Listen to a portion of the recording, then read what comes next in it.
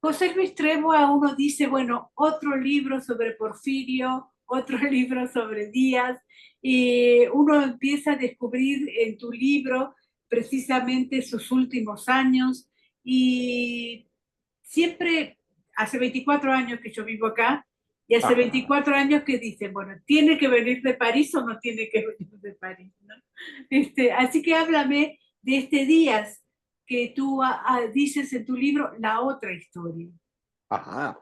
Mira, yo te voy a contar de dónde salió todo, pero promete que no lo divulgas mucho. Perfecto, ok. Eso te lo voy a pedir. Nomás, fíjate, hay Porfirio Díaz es un personaje que magnífico, Sí. absolutamente magnético. Vamos, estuvo en todos lados. Él vive el turbulento siglo XIX, vive las intervenciones, vive el imperio, vive el surgimiento de la nación después de la caída del imperio y por supuesto es el que consolida este proceso. Hasta ahí, en eso estamos más o menos de acuerdo todos. Sin embargo, había un Díaz que a mí me traía de cabeza, literalmente. El canijo se portaba muy mal conmigo, no me dejaba ni a sol ni a sombra. Imagínate a ese Porfirio Díaz que se ha exiliado de México Ujú. y se va a París. Y ahí va a estar algunos años, los últimos de su vida, después de pasearse un poco, de ser recibido por monarcas y gobernantes.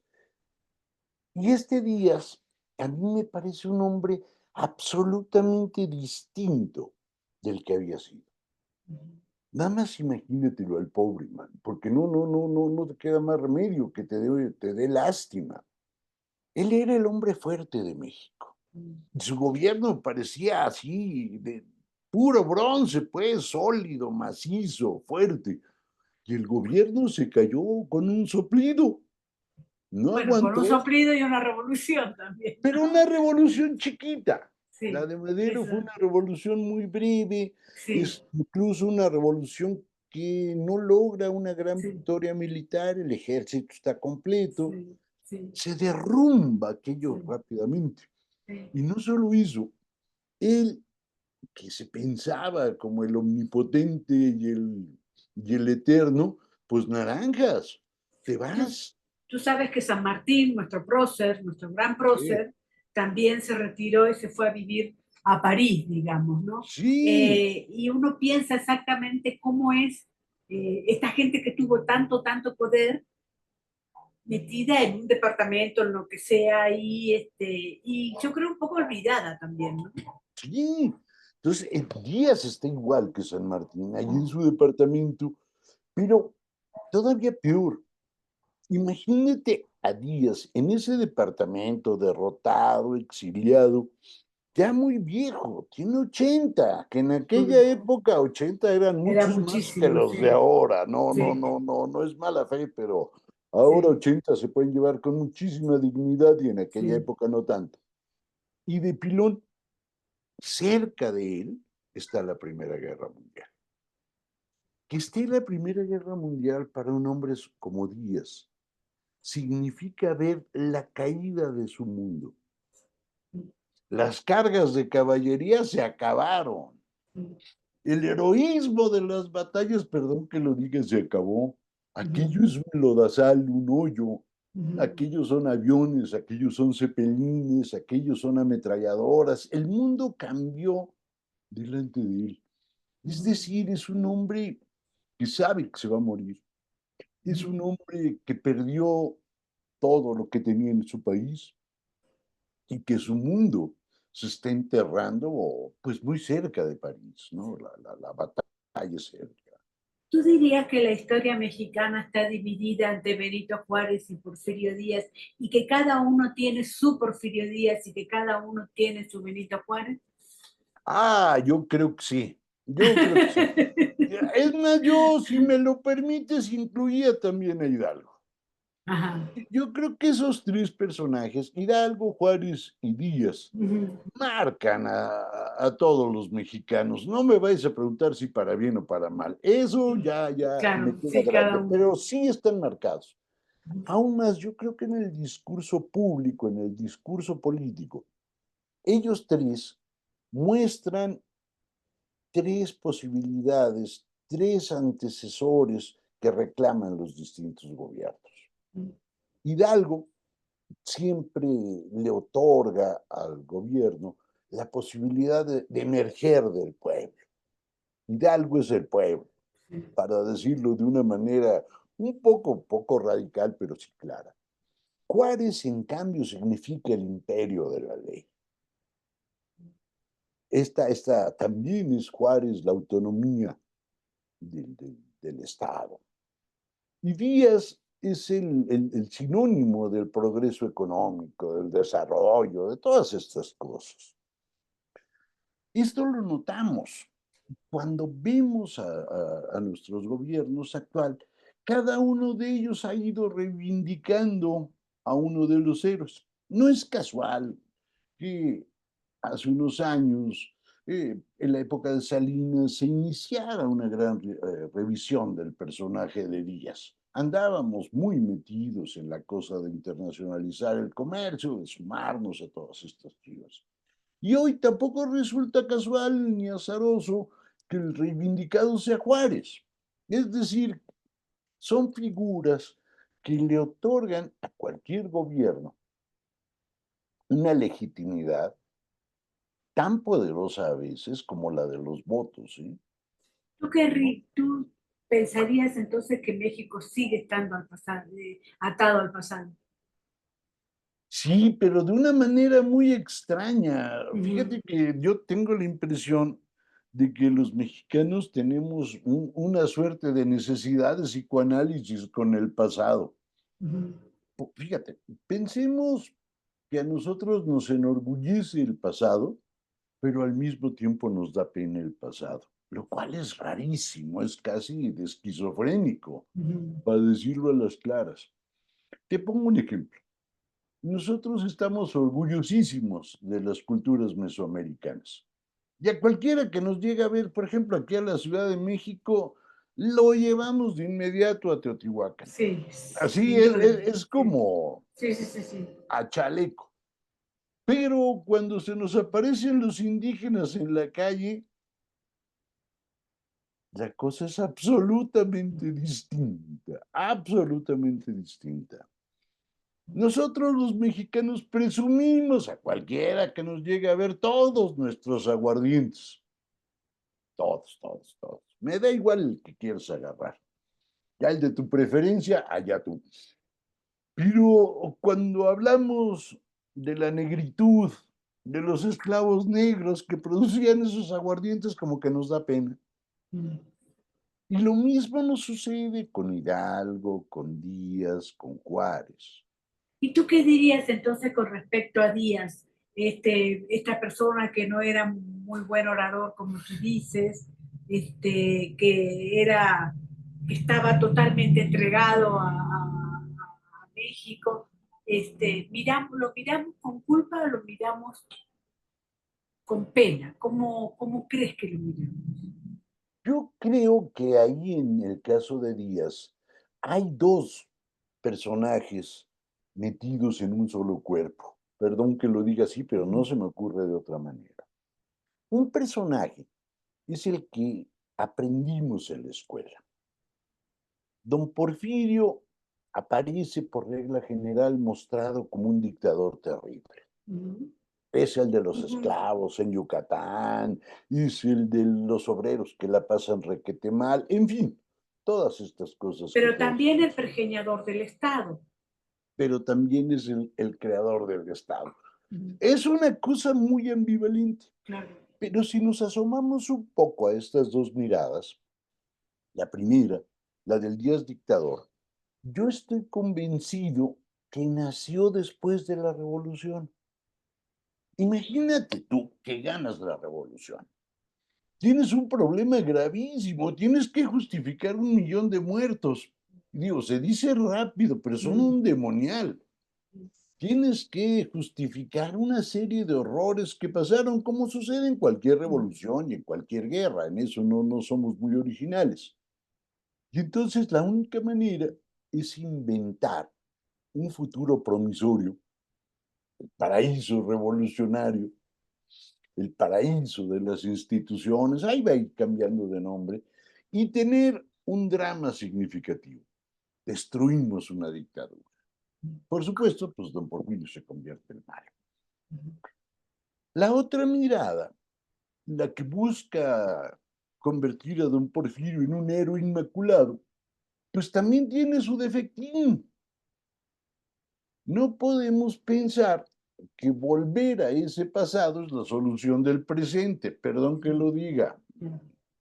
El presente es absolutamente diferente, el mundo es absolutamente distinto, y si bien es cierto que Dios le salió bien, no hay que negarlo, pues creo que no funciona hoy, ya se queda corto. Y Limantur, por bueno que fuera como secretario de Hacienda, perdón, los problemas que hoy existen sí los rebasaría. Yo Ahora, también es propongo, cierto, pero también es ajá, cierto que más allá de Díaz y más allá de la revolución y más allá de todo, hay una noción de Estado a partir de, por digamos, supuesto, uno cruza Bellas Artes y dice, ah, esto se hizo durante el Porfiriato y hay muchas estatuas y muchos monumentos relacionados con eso, ¿no? Entonces, a mí me maravilla de México que más allá de las ideologías, siempre va a haber una noción de Estado, que es un Estado muy fuerte sí. y que siempre deja cosas, digamos, más allá de que estés de acuerdo o no con el gobierno. Es un poco eso también, ¿no? Es un poco, y yo lo llevaba más lejos en el caso de Díaz, fíjate. Ujú, Cuando vemos el gobierno de don Porfirio, yo creo que tenemos dos maravillas. La primera, y hay que reconocérsela, es que es el primero que logra una cierta reconciliación nacional. ujú, Es decir, el país viene, vamos, de casi 70 años de guerra, digo, días más, ujú. días menos, no importa, tú pones tres y yo pongo Claro. dos y ya nos completamos. Y ojo, no solo viene de esas guerras, viene de una inestabilidad política que qué barbaridad. No acababas de sentarte en Palacio Nacional cuando ya te habían dado un cuartelazo. Es un país rasgado. Y Díaz logra hacer las paces con sus enemigos juaristas, logra hacer las paces con los liberales moderados, logra hacer las paces con la iglesia, logra por primera vez con un gran autoritarismo, o sea, no nos andemos con cuentos de que la Sí, la iglesia famosa era, paz de la dictadura, ¿no? Esa cosa, claro, ¿no? la Exacto. Pax Sí. porfiriana, a todos los mete en orden y logra construir por primera vez, eso sí, la idea de una nación total. ¿Qué quiero decir con esto? El Paseo de la Reforma, o no el Paseo de la Reforma, digamos de Avenida Juárez y luego Ujú. agarras por Paseo de la Reforma, Sí. es el libro de historia que escribió Porfirio Díaz para que todos entraran. Ujú. Si tú agarras Avenida Juárez y vas a dar hasta Chapultepec, Ujú. te topas con de entrada, con el monumento a su mayor enemigo, a Juárez. Ujú. Y el hemiciclo, perdón, no verlo, Ujú. no hay modo. Está Exacto. grandote. Sí.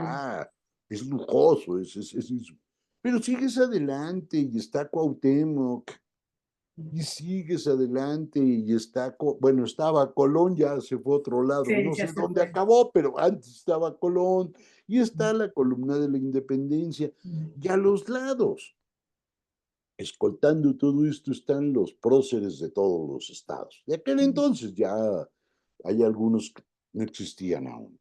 Ujú. Pero este libro de historia une el pasado prehispánico, une con el descubrimiento, une todo esto con la lucha de la independencia. Por primera vez hay un país donde todos entran. Claro, Ujú. siempre y cuando no te brinques las trancas. Ujú. Ahora, Eso es sí, importante. tu libro es para las nuevas generaciones, para descubrir perfectamente a Porfirio Díaz. No sé si se va a leer durante la escuela, que sería maravilloso eso. Ujú. ¿Qué crees que aporta como nuevo? ¿Qué crees que podemos mirar sin hacer spoiler como nuevo en tu libro?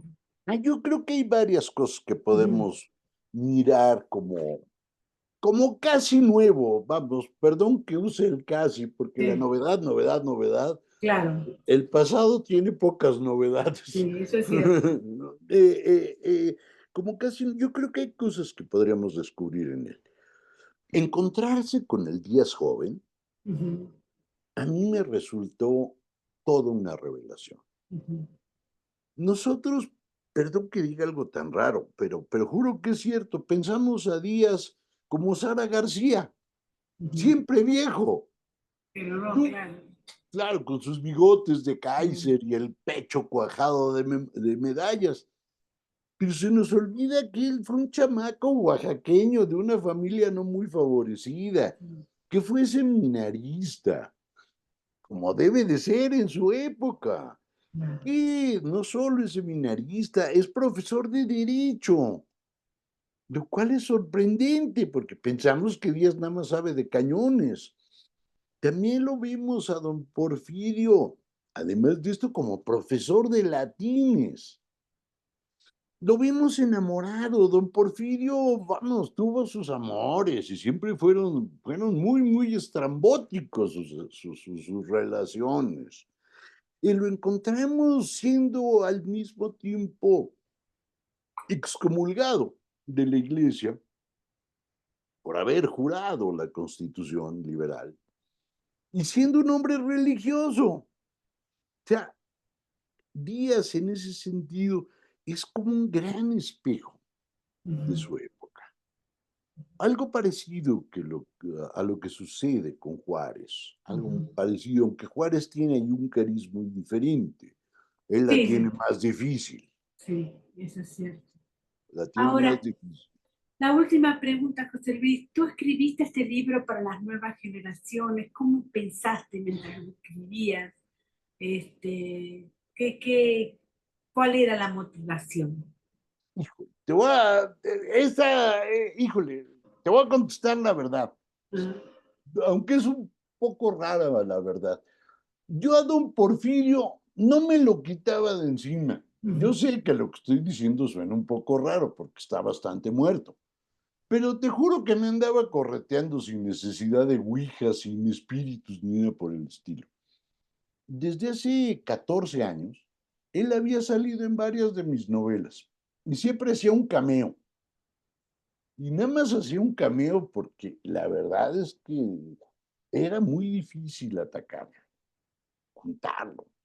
Y confieso que durante 14 años, pues me la pasé, entre otras muchas cosas, no de manera obsesiva, me la pasé leyendo cosas de Díaz. Vamos, por supuesto que es imposible leer todo lo que se ha escrito sobre Porfirio y el porfiriato, eso pues, para mí es imposible, yo soy muy vagabundo con las lecturas. Y de pronto, cuando estaba terminando la novela de Juárez, me di cuenta que a lo mejor ya estaba listo.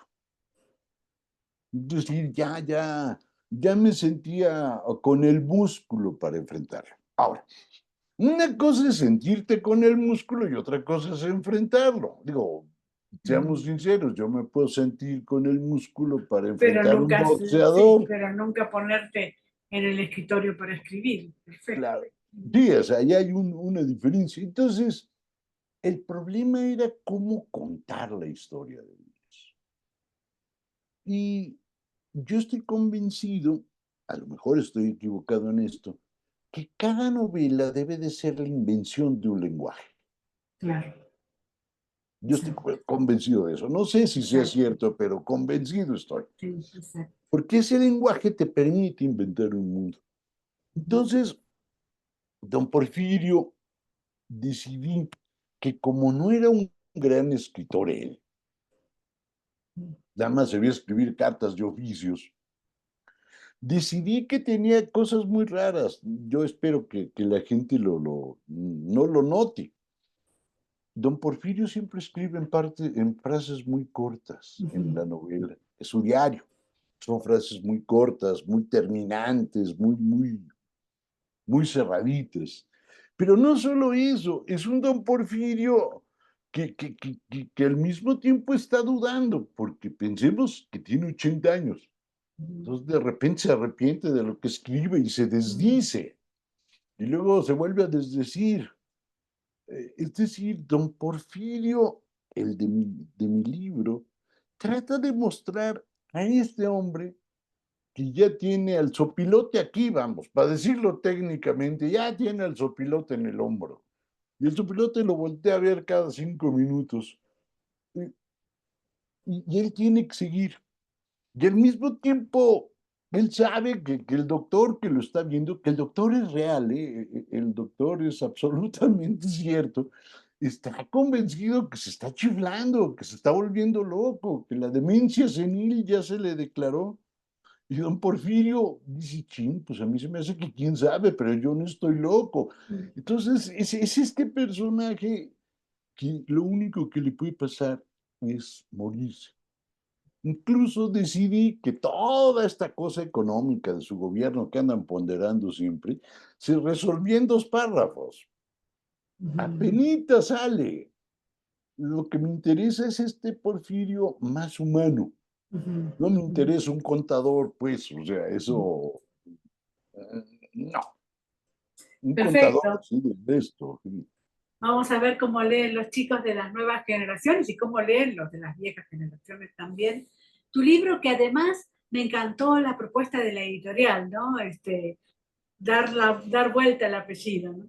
Sí, eso me gustó. A mí me Sí, encantó la de al sí, revés. sí, sí, sí, sí. Perfecto, Y perfecto. me recuerda, si lo lees al revés, me recuerda a una de las personas que más admiro, Said. Ah, perfecto. Muchas gracias, ¿sí? Gracias a Ah, ti. hasta luego, bye. Hasta luego, un abrazo. Bye, Mónica.